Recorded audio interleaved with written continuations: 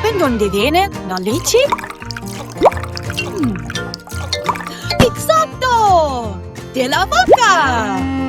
Mira cómo pasea el campo, comiendo tranquilamente. Vamos todos juntos a decir ¡Mu! ¡Mu! ¡Exactamente! En las granjas cuidan mucho a las vacas.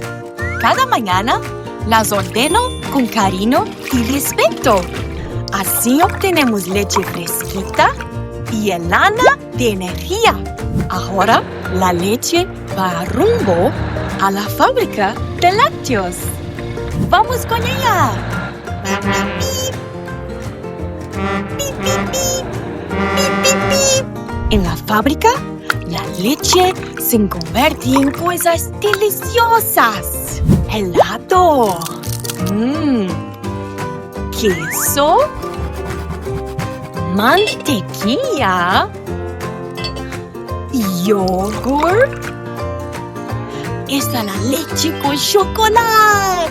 ¡Yay! Mi favorito es yogur.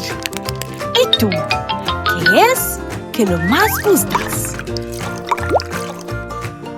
¡Muy bien! Vamos todos a decir ¡Gracias, vaquita! 1, 2, 3. ¡Gracias, vaquita! La vaquita en el campo está, su lechita nos va a dar. De su leche con amor hacemos cosas de sabor. Leche para el yogur, leche para el flan, leche para el queso y también para el pan. Gracias, vaquita, por todo tu amor. Eres una estrella con mucho sabor.